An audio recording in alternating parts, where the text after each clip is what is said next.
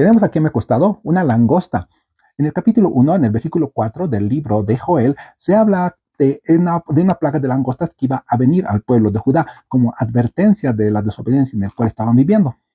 La plaga de langostas fue solo la culminación de una serie de catástrofes que dañaron la agricultura del pueblo de Israel, porque en el mismo versículo 4 del capítulo 1 de Joel se habla primero de la oruga, luego del saltón y del rebontón, finalmente de la langosta. El libro de Joel, aunque corto, solo tiene 3 planas, complicado en algunos lugares de poder entenderlo. El marco en el cual se está desenvolviendo todo aquello es que Dios estaba advirtiendo al pueblo de Judá para que pudiera arrepentirse de sus pecados.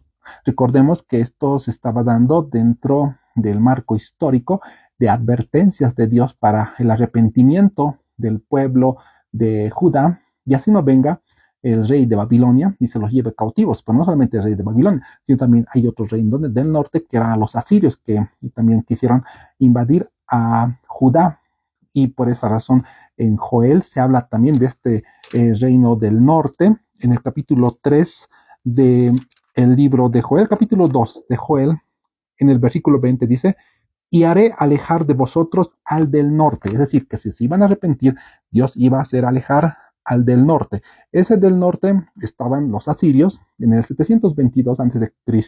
se los llevó cautivos al pueblo del norte, que fue Israel, pero quedó todavía Judá, pero también estaba siendo amenazado por los asirios. Pero aquí dice: y haré que alejar de ustedes al rey del norte. Eso porque se arrepentían de sus pecados o porque se iban a arrepentir. Era una profecía condicional. Es decir, si se arrepentían, no iba a venir el del norte. Y más adelante también lo mismo, aplicándolo al rey Nabucodonosor. Si ellos iban a arrepentir, pues iba a hacer alejar al del norte. Y Dios les dijo que debían arrepentirse de sus pecados para que no sucediera aquello. Ese es un contexto en el cual se está hablando acerca de eso, advertencias sobre la desobediencia del pueblo de Israel. Hasta acá no hay ningún problema, pero hay algunos problemas en ciertos versículos bíblicos que quizá cuando tú leas el libro de Joel te vas a poder dar cuenta si hasta el momento no lo pudiste leer con detenimiento. Recuerdan que en el libro de Joel, en el capítulo 3, se dice en el versículo 10, diga el débil, fuerte soy. ¿Y cuántos hemos escuchado en alguna predicada decir eso? No, diga el débil, fuerte soy, y nos lo hemos aplicado a nosotros. Sin embargo, viendo y leyendo todo el libro de Joel, entendemos que ese aliento es un aliento de ironía hacia los enemigos del pueblo de Israel, que ellos debían decir: los débiles, que fuertes son, ¿para qué? Para que vayan en contra de Israel, y con un propósito de que Dios va a juzgar a esas naciones en el valle de Josafat. Ese era el propósito, y es por eso libro profético que apunta no solamente a ese tiempo, sino a un tiempo futuro en el que las naciones van a dar cuentas a Dios, y específicamente algunas naciones como las que se van describiendo en el libro de Joel. ¿Dónde se encuentra esto? Dice que ese juicio va a ser en el valle de Josafat, aunque no está identificada claramente en qué lugar va a ser ese lugar, pero es por Israel. Y en el capítulo 3, en el versículo 2, se habla de aquella reunión de aquellas naciones a las cuales Dios va a llevar y para juzgarlos. Capítulo 3, versículo 2.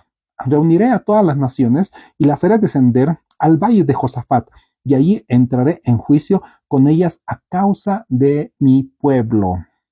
El contexto no solamente apuntaba a un tiempo pasado, sino también a un tiempo futuro que más adelante va a suceder cuando las naciones van a ser juzgadas en el valle de Josafat. Y lo mismo se repite en el capítulo 3, en el versículo 12.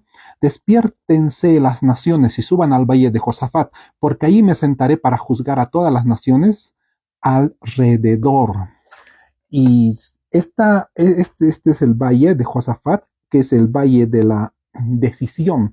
Este valle de la decisión es el Armagedón, o sea, concordando con otros pasajes bíblicos, como ser en el libro de Apocalipsis, es el valle del Armagedón. Y lo mismo en cuanto a la reunión de las naciones y su juicio, que se encuentra en Mateo capítulo 25, apunta a un tiempo profético más adelante que todavía va a tener su futuro cumplimiento. ¿Y qué es lo que se va a juzgar? Se va a juzgar el trato de esos pueblos hacia el pueblo de Israel. ¿Cómo fue su trato hacia ellos? Ustedes lo pueden leer tranquilamente en el capítulo 25 del libro de Mateo, cuando dice en un encabezado, juicio contra las naciones. El libro de Joel estaba advirtiendo al pueblo de Israel en un contexto antiguo de su falta de obediencia a Dios y que debían arrepentirse. Y se iban a arrepentir, pues iba a venir bendición tras ellos, como lo leímos, y no vendrá el del norte, dijo, ¿no? Porque se iban a arrepentir. Pero pese a eso, vino el rey del norte, los asirios y finalmente el rey Nabucodonosor y se los llevaron cautivos. Sin embargo, no termina todo ahí, sino que hay esperanza porque Dios a su pueblo no lo abandona.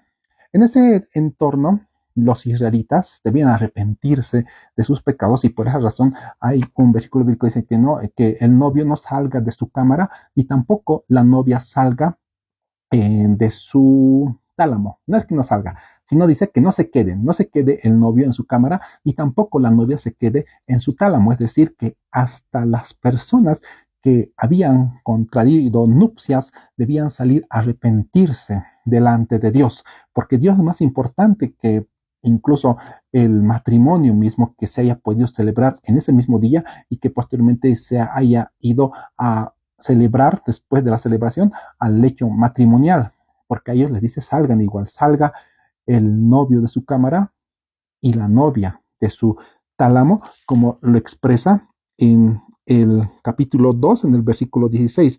Reunid al pueblo, santificad la reunión, juntad a los ancianos, congregar a los niños y a los que maman. Salga de su cámara el novio y de su tálamo la novia. No puede haber algo más importante que Dios, y tanto más en un tiempo en el que debía arrepentirse el pueblo de Israel. Si nosotros nos damos cuenta, cuando estamos viendo en la Biblia nos cuenta cosas positivas del pueblo de Israel, pero no solamente eso, sino también nos muestra la desobediencia, cosa que a veces en las historias que vemos de nuestros países no se hace eso, ¿no? Sino solamente se muestran los héroes que han podido haber, ahí Tupac Katari, ha habido Tupac Amaru, así, héroes, pero no muestra la parte de sus vidas personales. En cambio, Dios es bien objetivo, que no solamente muestra lo que pasó, los triunfos espirituales, sino también los fracasos espirituales en los cuales ellos llegaron a incurrir. En ese contexto así de un juicio que se está avecinando en aquel entonces, y que vino Nabucodonosor, y por la lectura del libro de Joel que vemos que también tiene un futuro cumplimiento. ¿Por qué un futuro cumplimiento? Porque dice que derramaré mi espíritu sobre toda carne. Su cumplimiento fue en Hechos de los Apóstoles, en el capítulo 2, si ustedes lo pueden ver, cuando el Espíritu Santo se derramó en el día de Pentecostés.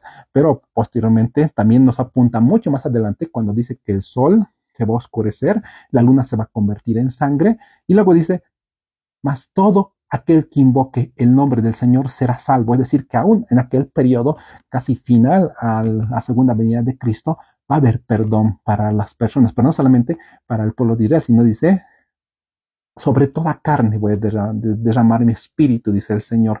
E igualmente, y luego dice, y todo aquel que invoque el nombre del Señor será salvo. Leemos esto en el capítulo 2, en el versículo 28 del derramamiento del Espíritu Santo, que ya está dado en el tiempo de Pentecostés, pero mucho más adelante, cuando habla de el sol se va a convertir en tinieblas y la luna en sangre, en el versículo 31, y en el versículo 32 del capítulo 2 dice, y todo aquel que invoque el nombre del Señor será salvo, porque en el monte de Sión y en Jerusalén habrá salvación, como ha dicho Yahvé, y entre el remanente al cual él habrá llamado.